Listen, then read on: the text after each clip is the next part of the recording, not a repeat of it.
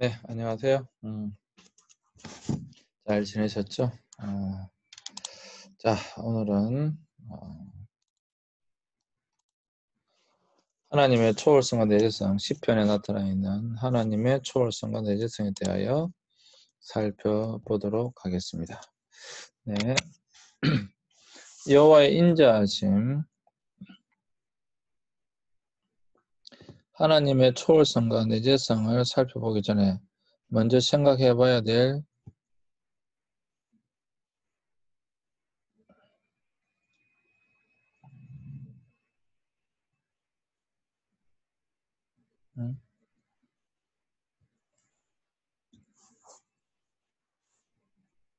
네, 하나님의 초월성과 내재성을 살펴보기 전에 먼저 생각해야 될 개념으로서 이것은 여호와와 이스라엘의 언약적 관계에서 중요한 개념이다 라고 하는 것입니다.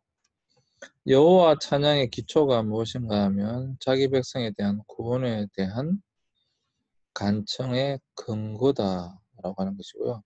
또한 이것은 하나님의 초월성과 내재성에도 직접적인 관련이 있다라고 하는 것이죠.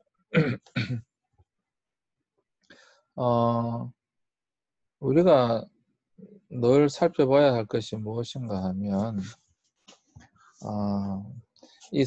여호와와 이스라엘의 언약적 관계,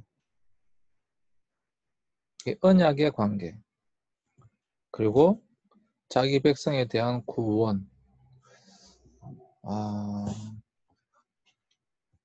우리가 여러분 구약에서 가장 중요한 단어는 언약이라고 제가 몇 번이나 말씀드렸습니다. 언약이다.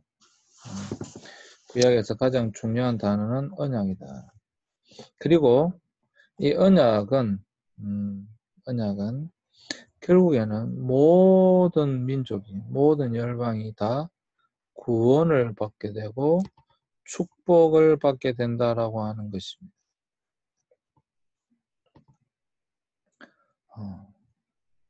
결국에 여러분 구원이죠, 구원. 그리고 단순한 구원이 아니라 하나님의 축복이 되겠습니다. 이것은 또한 하나님의 초월성과 내재성에도 직접적인 관련이 있는 내용이죠.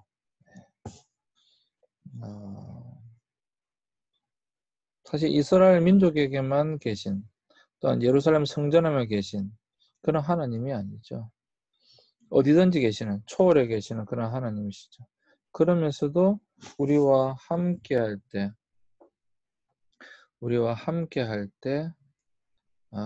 함께 하시는 그 하나님에 대한 것이죠. 그래서 초월성과 내재성 입니다.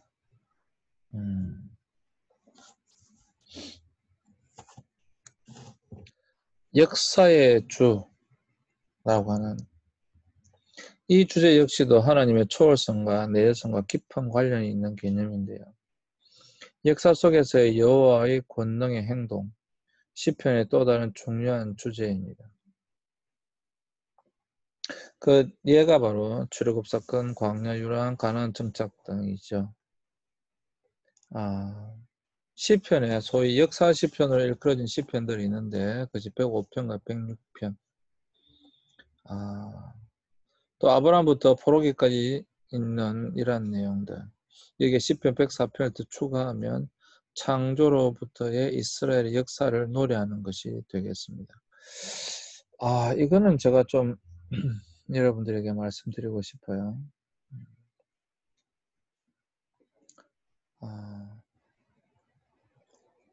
사실 여러분,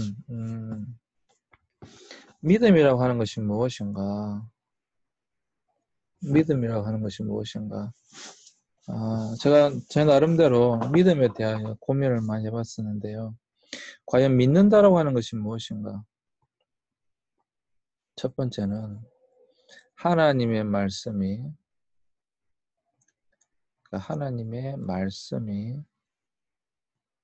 나의 삶 가운데 이루어지도록 받아들이는 것이다. 그러니까 단순히 말씀이 말씀으로만 남아있는 것이 아니라 그것을 나의 삶 가운데 이루어지도록 받아들이는 것이다. 그 대표적인 게 이제 창세기 15장 6절이죠. 물론 이 창세기 15장 6절 말씀은 로마서가 이야기하는 이신칭의라고 하는 믿음으로써 어렵다함을 받는다라고 하는 이것을 풀어나가는 핵심 구절이기도 합니다. 뭐 아브라함이 여호와를 믿은 여호와께서 이를 저의 의로 여기셨다. 아브라함이 믿었던 것은 너의 후손이 이와 같을 것이다. 너의 후손이 이와 같을 것이다. 이와 같다라고 하는 것은 너의 후손이 이렇게 많은 별들처럼 많을 것이다. 이때 아브라함이 여호와를 믿었다라고 했죠. 믿었다라고 하는 것은 자기 삶 가운데 이루어질 것으로 받아들였다 이 말입니다. 그러니까 받아들인 것이죠. 이것이 믿음입니다. 굉장히 중요한 것이죠. 두 번째가 무엇인가 하면 두 번째는 역사의 주관자가 하나님이시다라고 하는 것입니다. 역사의 주권자 혹은 역사의 주관자가 하나님이신 것을 믿는 것입니다. 이게 이제 대표적으로 일어난 것이 바로 하박국 사건이죠. 하박국 사건. 물론 이것도 로마서에 있는 말씀입니다. 너희는 그 믿음으로 말미암아 살리라.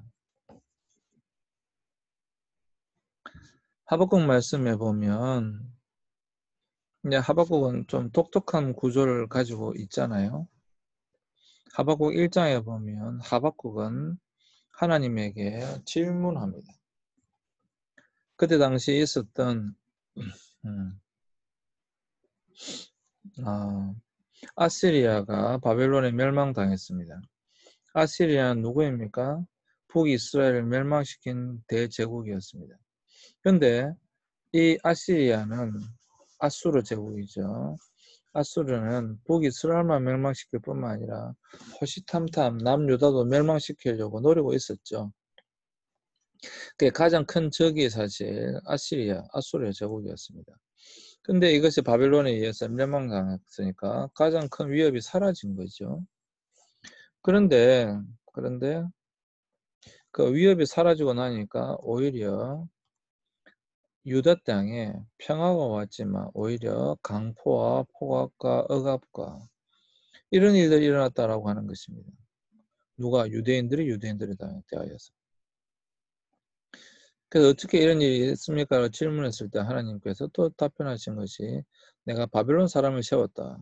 그러니까 갈대아 사람을 세웠다. 그러니까 바벨론 사람을 세워서 남유다를 멸망시킬 것이다. 이것에 대해서 하박국이 또 질문하죠. 아니 그래도 우리는 하나님의 택한 백성인데 어떻게 저렇게 믿지 않는 자들에게 믿지 않는 자들 우리가 멸망할 수 있습니까? 라고 하는 그 질문에 대하여 하나님께서 하박국 2장에 보시면 말씀하시는 것이죠. 너는 달려가면서도 이것을 읽을 수 있도록 기록하라. 너희는 오직 그 믿음으로 말미암아 사는 것인데 너는 하박국아 너는 아수르를 보느냐 너는 바벨론을 보느냐 오늘날 말하면 너 미국을 보느냐 중국을 보느냐 이 모든 것들은 나의 도구일 뿐이다. 단지 그 하박국 2장 14절 아주 유명한 말씀이죠. 대전물이 바다를 덮음같이 여호와의 영광을 인정하는 것이 온 땅에 가득하리라. 이 모든 도구를 사용하여서 여호와의 영광이 온 땅에 가득하게 하는 도구일 뿐이다 라고 하는 것이죠. 그래서 이제 하박국이 깨닫고 하박국 3장에 가보시면 그 유명한 찬양 자신의 유명한 고백 노래가 나오는 것이죠. 뭐가 나뭇잎이 마르고 감람나무 열매가 없고 뭐라고 계속 하고 있죠. 난 여호와로 즐거워하리. 난 여호와로 즐거워하리. 믿음이라고 하는 것은 무엇인가? 역사의 주관자가 하나님이신 것을 믿는 것입니다. 그런데 우리는 우리가 주관자인 것처럼 그렇게 살아가고 있을 때가 너무도 많다라고 하는 것이죠. 우리가 주관자가 아니라 역사의 주관자는 하나님이십니다.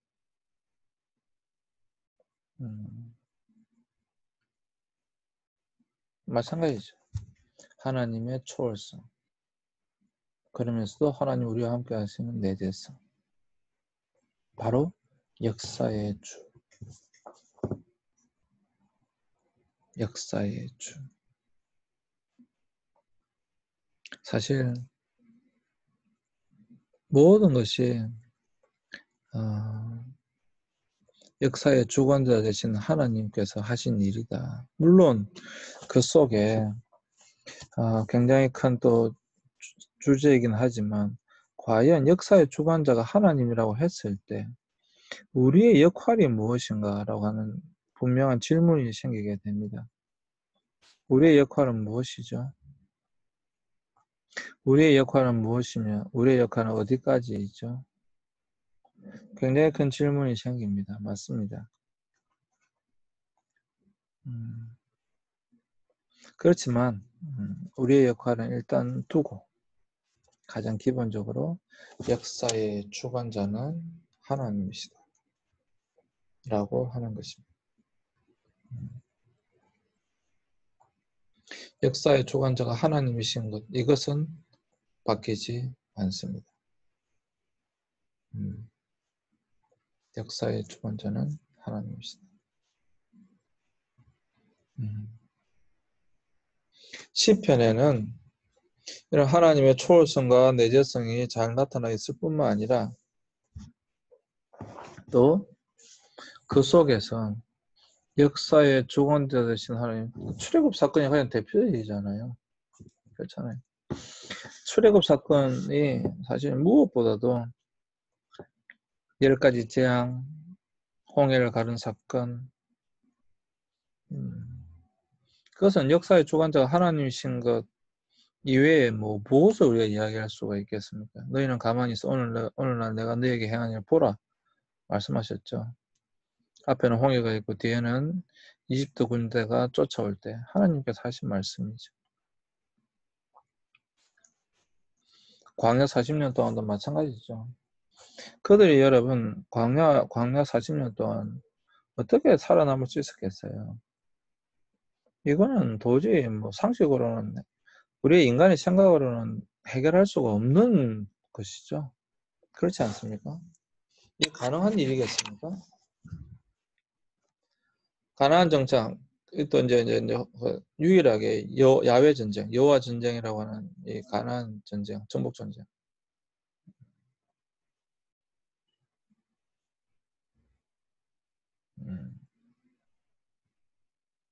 사랑하는 여러분, 저와 여러분들이 가장 기본적으로 알아야 될 것은 역사의 주관자 되신 하나님이십니다. 우리의 생각 너머에 있는 하나님, 그러면서도 우리와 함께 하시는 하나님, 초월성과 내재성. 분명히 하나님은 우리의 생각 너머에 계십니다. 분명히 하나님은 우리의 사고 밖에 계신 분이십니다. 우리의 사고 안에 갇히시는 분이 전혀 아니시죠. 그러면서도 하나님은 뭡니까? 우리와 함께 하시는 하나님이십니다. 그냥 멀리 계셔서 우리와 따로 있으신 하나님이 아니라 그러면서도 우리와 함께 하시는 하나님, 내재해 계시는 하나님. 그것이 바로 하나님의 초월성과 내재성에 관련된 내용입니다. 역사의 주관자는 하나님이시다. 그렇기 때문에 우리가 해야 할 일은 뭐가 있겠어요? 하나님을 찬양하는 것밖에 없죠. 그렇지 않습니까? 하나님께서 행하신 그런 일들 속에서 우리는 하나님을 찬양하는 것밖에 없죠. 사실 여러분, 우리가 하나님이 어떤 하나님이신가, 여호와가 참신인가, 여호와는 정말로 존재하는가, 살아계신가, 우리가 믿는 성부, 성자, 성령 하나님이 정말로 존재하시는가, 그에 대한 검증 방법 중 하나가 역사적 검증 방법이 있잖아요. 역사적 증명 방법. 그러니까 하나님께서는 아브라함에게 하신 약속의 말씀을 4,000년이 지난 지금, 4,100년이 지난 지금 시점에 봤을 때 이루어졌다라고 하는, 아까 언약이 있었잖아요. 이루어졌다라고 하는 그 역사적, 어느 누구도 부인할 수 없는 역사적 사실이 있죠. 그러니까 어느 누구도 부인할 수 없는 그 역사적 사실, 그것이 분명히 우리 삶 가운데 이루어졌기 때문에 그걸 역사적 증명 방법이라고 합니다. 이거는 뭐 도저히 다른 곳으로는 뭐 해결할 수가 없는 부분이니까, 또 가장 확실한 증거잖아요. 증거. 역사 가운데 확실하게 이루어진 것이니까 가장 확실한 증거입니다. 그래서 역사적 증명 방법, 역사의 주. 역사의 주. 이런 하나님을 정말 저와 여러분들이 잘 믿었으면 좋겠고요. 또 이런 하나님을 우리가 분명히 찬양하고 나아갔으면 좋겠습니다. 하나님을 믿습니다. 역사의 주관자 되신 하나님을 분명히 믿습니다. 또 그분은 지금도 살아계셔서 우리의 삶 가운데 역사하시는 하나님이신 것을 분명히 믿습니다. 그러니까 이러한 내용들이 시편에 분명하게 나타나 있다라고 하는 거예요. 사실 시편은요, 모든 구약의 역사적 사실들을 다 포함하고 있습니다. 뭐 그럴 수밖에 없는 것이, 이 시편은 어떤 한 사람이 한 시대에 걸쳐 기록한 것이 아니라 최소한 1000년이 넘는 기간 동안에 여러 사람들에 의해서 기록되어진 것이 시편이기 때문에 그렇습니다. 시편에는 정말 뭐 출애굽 때 그런 시편도 있고요. 그 이후에 또 여러 시편 기록한 사람들의 시들이 있기 때문에 이스라엘 역사 가운데 일어났던 그런 내용들이 분명히 보인다라고 하는 것이죠. 사실 그래서 시편이 재미있고요. 시편을 잘 이렇게 연구해 보면 굉장히 구약의 많은 내용들을 알 수가 있습니다. 한번 여러분들도 뭐 관심을 가지신다고 한다면 좋겠고요. 또 시편은 설교하기가 너무 좋은 내용이에요. 시편은 너무 설교하기가 좋은 내용입니다. 그래서 여러분들은 꼭 여러분들에게 시편의 설교를 권해드리고요. 또 뭐 물론 이미 목사님들이 시편에 대해서는 많은 분들이 설교를 이미 많이 하고 계시죠. 뭐 대표적인 게 시편 1편, 23편, 뭐 42편, 43편, 뭐 133편, 150편, 뭐 22편, 뭐 24편도 그렇고 뭐 많죠. 시편을 뭐 설교하시는 목사님들이 주로 많이 하시는 설교 본문도 여러 가지가 있죠. 네, 여러분들이 관심을 가지시고 시편을 쭉 이렇게 다시 한번 보신다고 한다면, 이런 시편들도 보신다고 한다면 뭐 굉장히 여러분들 설교하기도 좋고요. 또 성도들에게 꼭 필요한 말씀들이다. 저는 그런 생각이 듭니다. 자, 일단은 이번 시간에 여기까지 하고요. 잠시 쉬었다 갈 텐데 앞부분에 있었던 지금 우리가 한 것이 무엇인가 하면, 우리가 한 것은 우리가 하려고 했던 것은 바로 하나님의 초월성과 내재성, 시편에 나와 있는 하나님의 초월성과 내재성에 대해서 살펴보고 있는데, 크게 나와 있는 것은 이제 여호와의 인자하심, 그리고 또 이제 역사의 주다라고 하는 것입니다. 역사의 주, 역사의 주, 역사의 주, 이런 것들이 이제 구체적인 하나님의 역사 속에서 행하신 일들은 바로 시편 78편, 바벨론의 포로, 이스라엘 제된 여호와의 심판하기로서 하나님의 활동, 성전의 파괴, 시편 74편, 79편, 그 다음에 시편 137편, 시편 126편, 포로 상태로부터 회복, 이러한 노래들이 바로 역사 속에 역사의 주라고 우리가 고백하는 그런 시편의 내용들이다라고 하는 것입니다. 네, 잠시 쉬겠습니다.